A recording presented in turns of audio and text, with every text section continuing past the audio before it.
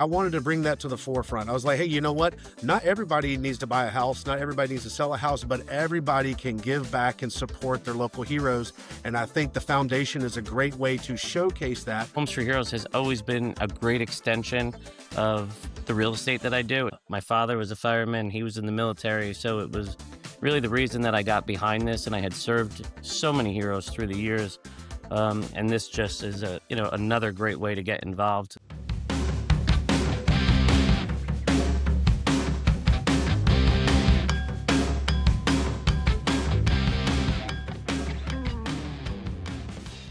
Hello, everybody. Welcome to the March edition of Real Talk by Homes for Heroes.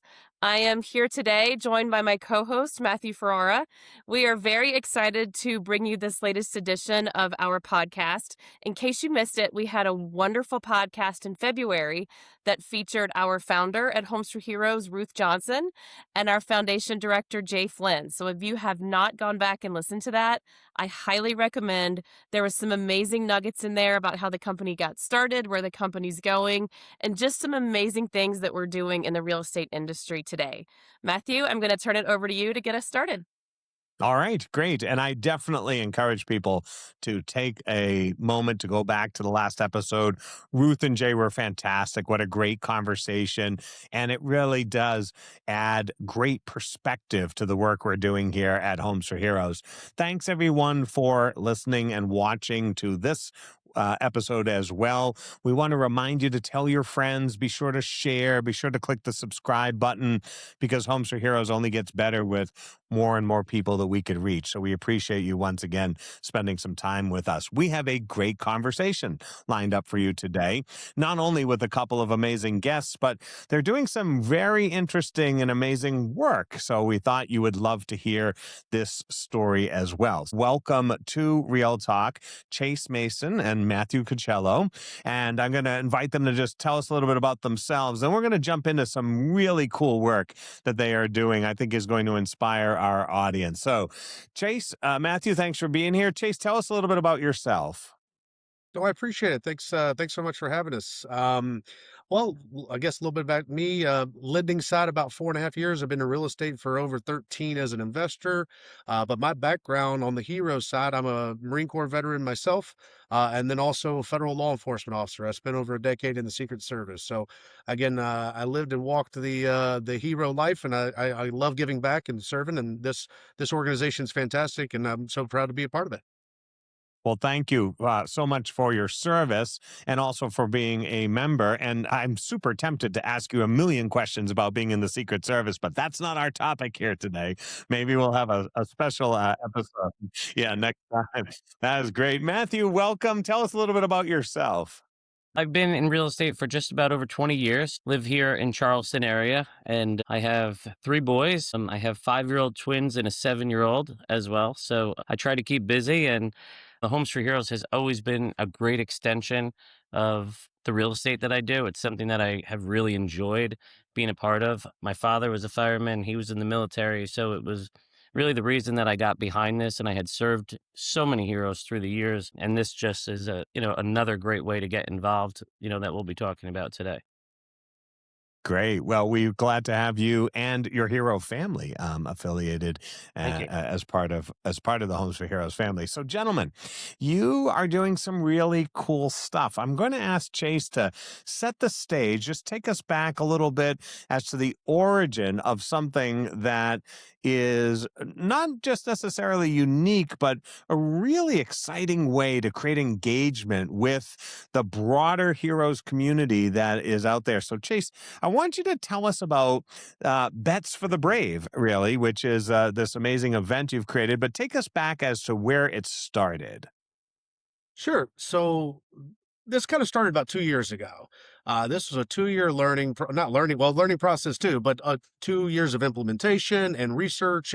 We didn't want to just jump in. We wanted to make sure we did it right. And so this process started a while back ago, and I wanted to, you have to understand how Charleston, South Carolina, where we live, works. There's all kinds of great organizations and things to do, but there's also in the state of South Carolina, there's no casinos, there's no gambling stuff. So I thought instead of doing a golf tournament, which happens every 2 seconds, I wanted to have a casino night and have a little, just something a little different. It just stands out that little bit more and have a great fundraising aspect. But again, something a little different that catches people's eyes. So again, that was just the idea. And then we got to work. And like I said, in the state of South Carolina, you can't do a casino night unless it's through a nonprofit. My original thought was I wanted to benefit the Homes for Heroes Foundation. That was the plan from day one. I wanted it to benefit this organization and to showcase it a little bit more. And the problem is, and very understandably, if Homes for Heroes Foundation is going to do it, they would have to do it for 3,000 affiliates nationwide. You can't do that. Like, that's just not possible. But I still wanted to do it. I was still gung ho about it. And so I took the steps to make my own nonprofit in order to legally run this event, in order to give back to the Homes for Heroes Foundation. Again, I was dedicated about it. I wanted to find a good way to do it. And again, it was a long process, but it was a fun process too. So your idea was, let's raise some money, let's do it in a unique way. And then some small roadblocks came up. So you said, you know what, if necessary, I'm just going to create that nonprofit all by myself. That's a huge step just to try and raise some money. So kudos to you for doing that. Along the way, I bet you learned an awful lot about what it means to become a nonprofit. I did, but again, I did the right steps. I have a legal team, et cetera, and I think it was a great learning experience. I'm also in the steps of improving the nonprofit side outside of Bets for the Brave Gala. So again, lot of good things coming out of it. But the idea behind it was, as a Homes for Heroes affiliate, we talk very often with clients and, potential people that might benefit from the buying and selling of real estate. And in my opinion, just a little bit less on the foundation side. A lot of people might not be aware of it. And I wanted to bring that to the forefront. I was like, hey, you know what? Not everybody needs to buy a house. Not everybody needs to sell a house, but everybody can give back and support their local heroes. And I think the foundation is a great way to showcase that. So that's why this was about the Homes for Heroes Foundation, not the real estate side. Did the real estate come into play? Absolutely. Of course, we partner with great people in the real estate industries. We have a bunch of real estate sponsors that came on board. And again, that's one reason why I wanted to bring Matthew's expertise into this. He's been fantastic. He understands, he has those connections too. And I was like, we need to make this both sides. The foundation is the benefit, but it doesn't mean the people that we know and work with on a daily basis can't be the supporters of that. And so Chase gets this idea to raise some money for the foundation, builds a nonprofit, and then says, all right, I'm going to put something together called, Bets for the Brave. This is going to be a big deal. He picks up the phone. Matthew, he calls you. Tell me how that call went. I can tell you where I was standing. I was actually on my front porch and we were chatting about it. So like Chase said, you go back 2 years. At that point, just letting you in again, I had 3-year-old twins and a 5-year-old, and my real estate business is fairly successful. I'm a busy agent. So in my head, I'm trying to process what Chase is telling me. But I also, the nugget of throwing an event and hosting events is something I used to do prior to me getting into real estate. And it would be nothing short of me putting a few thousand people through a building on a weekend at a very high level doing charity events. So I have a passion and drive to do stuff like this. So he kind of brought me back into my old life, which was just something I couldn't refuse but to try and do one more time. I think I was apprehensive a little bit because I know what it takes to do it. But like Chase said, he had laid a lot of the foundational work down. I felt confident that we could pull it together. I knew it was going to be an undertaking. I had said to Chase many times, this is going to be a haul. It's going to be a heavy lift. But we realized how much support the community came to us, heroes that we have helped, local businesses. And then once you start getting traction like that, it does get a little bit easier. I don't think the stress level ever really truly went away, especially for Chase, because it was his vision. But at some point, I did say I probably had about 50 or 60 of my clients at the gala. So I was like, man, we better get this right, or we got a big problem. But we did, right? So absolutely, let's that talk. was great. Yeah, let's talk about how well you did. I mean, talk about getting it right. Your goal was to get 250 plus attendees, and obviously sell the event out, bring in a certain number of sponsors. That also was a sellout in the sense of you had people trying to get in at the last minute. Tell me a little bit about, first of all, the format of the experience, because that was kind of unique. Yes, doing a casino night was something different, obviously, because it's not common in South Carolina. But you had a lot of prizes, and these prizes were unique also to sort of drive contributions and ticket sales. Just tell us about the event, how it was laid out, and what the goal was, and then tell us what happened when you opened the doors. Chase. Sure. So the idea was the experience. That was of course the main thing. We know that putting something like this, raising funds is obviously the goal, but it's also something that takes time. When we started this idea, it wasn't the Bets for the Brave Gala, it was the inaugural Bets for the Brave Gala. We knew this is like the groundwork, and whether we raise only one penny or no money, whatever, we want to get the program out there and see it grow. And we know that's just where you have to start. So the concept from day one is like just knock it out of the park as an event, and the money will follow later. We had over $30,000 of prizes to give away that night. And while we had some things actually physically to take home, and again, we'll maybe add some more of those next time, we had a lot of experienced base prizes. We had, the golf packages and spa packages. We had trip to Vegas. One of my favorite ones, and a lot of people's favorite, is we had a 1-day car rental of a McLaren sports car. Somebody donated the ability to drive a McLaren for a day. Just fun things like that where people could say, hey, this is great. We had a fun time at the event, but I followed it up with something fun too. So that was key from the start. We had over 250 people there.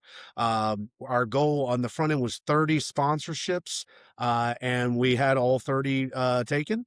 Everything just it worked really well. We did some follow up on the afterwards with all the guests, like, hey, what worked, what didn't work. We want to learn, we want to get better, because we know the idea is to make this an annual event.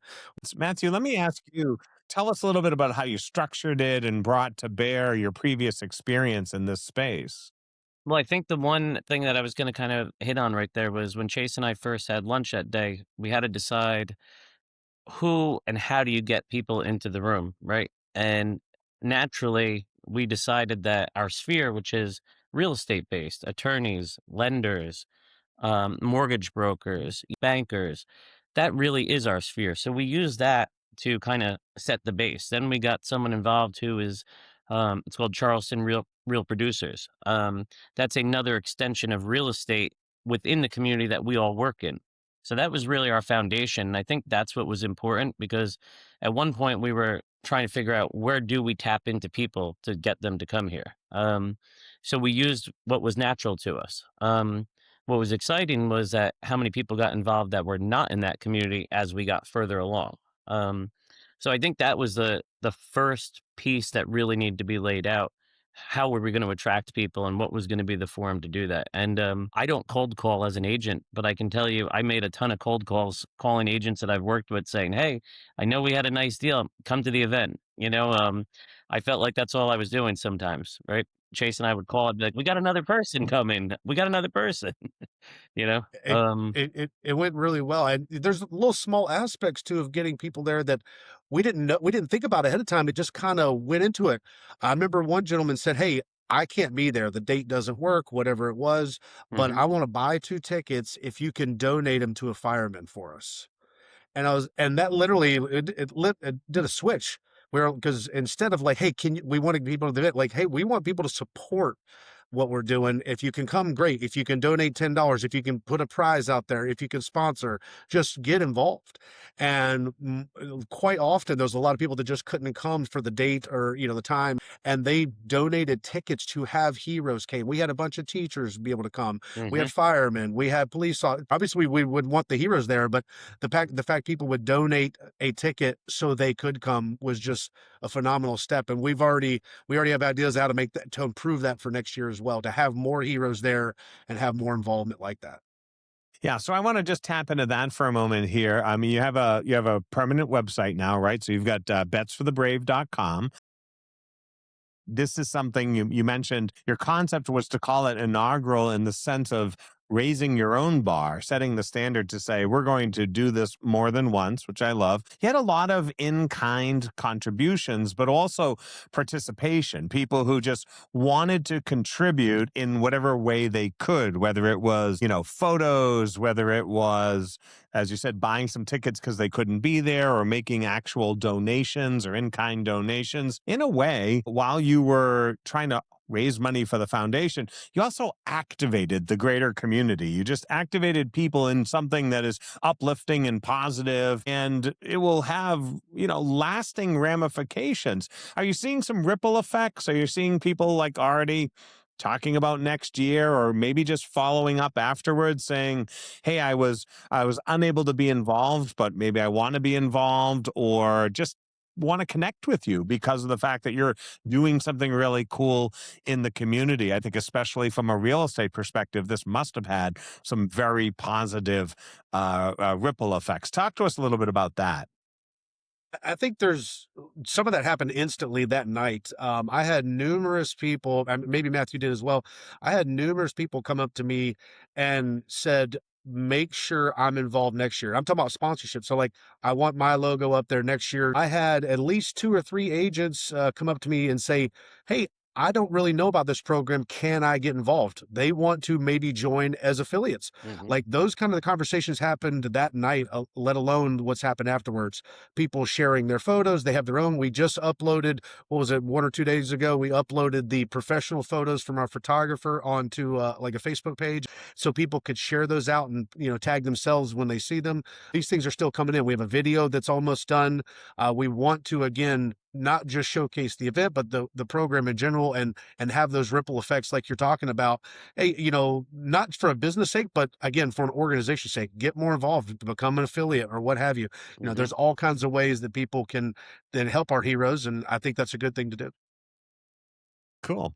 Let me ask about the grant recipients. So obviously, this is an opportunity to generate revenue for the foundation, but there are recipients for that work.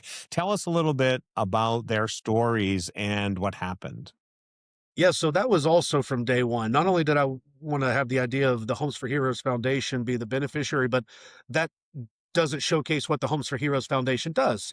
So the idea was to have them present grants like they do at the gala. So people can not only see what this national organization is doing all over the country, but also the people that came there, mostly people from Charleston, would be able to see that it's working right here at home. Like, these are the type of people that, oh, we had 2 grant recipients that night. One was the Lenz Foundation, which is for first responders, law enforcement, and firefighters. And the other one was the Lowcountry Veterans Home, which is a temporary housing for homeless veterans. And it's really powerful to see someone up there and receive a grant, and they're talking about how this homeless veteran shelter is on Johns Island, which is right here, and people may not even know about that. And can they go volunteer and donate, and they can see the help that it works right there at home. Of course, that was the idea, like I said, but I think that was very powerful. This can have a national ramification, but you can also see that it's literally people right there in their hometown too. It was great. We had those 2 directors of those foundations come out, receive their grants up on stage. I think Cool. one thing that we did, well, and I think it was definitely directed the right way. We had professional photographers there, people from within the real estate community, and they were there taking pictures throughout the night. Chase, we have upwards of what, like 200 photos. After the event, we created a Facebook page for Bets for the Brave, and then we uploaded all the photos. And Chase and I have gone back and shown the planning of the event. We're going to add everything in there, the event venue before the event came to life, the whole process through it. And then people can see each year how it's evolved, more people coming, the sponsors. So it's neat to watch it kind of grow. I think it's been unique the last 2 weeks since, because Chase and I don't have that constant drive to try to keep propelling it forward. But for What the do we need to do right now? What for do the we need to first few do? days, I would You're call him because bored. I felt like, yeah, I was like, I have to call him about something because we have to talk. But now I feel like we're getting back to our normal lives, you know? I love it. So, gentlemen, you did a lot of good with this event, and you also had major impact on people's lives while at the same time supporting the foundation, supporting Homes for Heroes overall. When you think back on this, what was your favorite moment? I'm going to go to Matthew, then Chase. You can just give us your favorite moment. I If you think don't for steal me, mine, don't steal it, Matthew. I don't think I'm gonna, but I hope I don't. But for me, it was right around the front door where everybody was coming in. Major General Livingston's driver came and said, "I'm not stealing it, am I, Chase?" You are stealing it, but that's I'll, fine. That no, I promise you, that's a good thing. That means we both had a great experience about this. Go ahead. okay. So then I'll punt this off to Chase in a second, but the driver said that the general would like to speak, and he wasn't in the docket that night to speak. It was kind of everything was choreographed at that point and laid out. And I said to Chase, I said, "Well, he wants to speak, and he's absolutely speaking." So, and Chase was like, "I agree. Like, that's what's going to Yeah, happen, right?" But yeah, that was the part for me that I said everybody in this room is going to get to hear from him, and what an experience that is for everybody to hear that. So that to me made it all worthwhile, you know. And Chase, I'll let you kind of elaborate there, but yeah. So I was thinking the exact same thing. So Major General Livingston, Medal of Honor recipient. He lives locally here, Vietnam veteran, and invited him to be our guest of honor. Graciously accepted. But what I told him up front was, like, listen, he does speeches all the time. I was like, I don't want you to give a speech, not because I don't want it. I want him to just come have a good time. I want another Marine in the room. I want you to be a guest of honor. I just literally want him to come have a good time and meet good people, and people can see that these are the type of heroes that we want to support, etc. And again, it was great. When he got there, like Matthew was saying, he wanted to speak.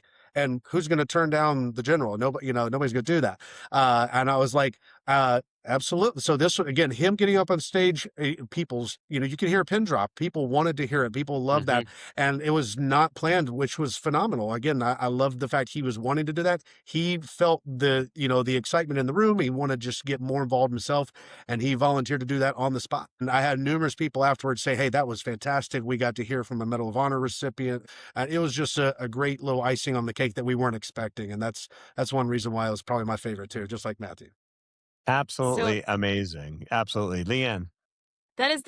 that's so amazing, and it's so heartwarming, and that just I mean, I love what you said. Like, if the general wants to speak, we're gonna let him speak. that's Um, it.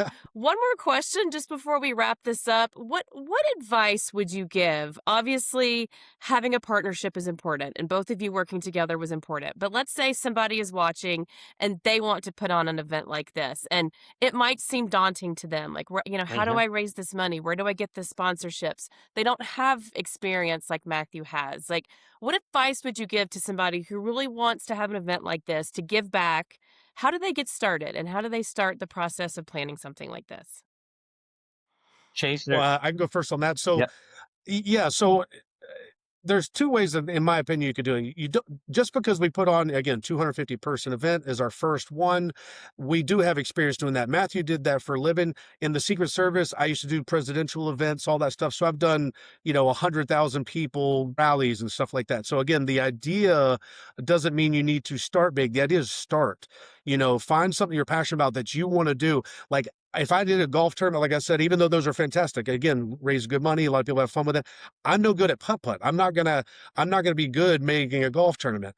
I can play some blackjack and some craps and that. So I was like, Leigh, let's do something that I like, I'll enjoy, but it's also different. Find that for you, find that for your market. Obviously, in Vegas, nobody's gonna have a casino night. That'd be a useless event, right?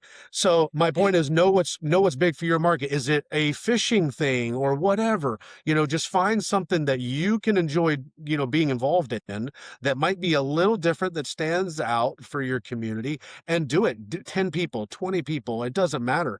Just start. And I think that is the way that you'll be comfortable doing it. And then that first time, when you get the 20 people and they have fun, great. Next time it'll be 40 people. Next time it'll be 100 people. Don't worry about the event size. Don't worry about what the event is. Just do. Agreed. Nice. I think Matthew. that. Um, I agree with Chase, what he said. It's find your niche and what it is. And for this kind of just fell into place. Chase had that vision and we both had the background. So we're like, let's run with it. At times I think we were saying let's go big, like even though the advice of figuring out what your niche is there.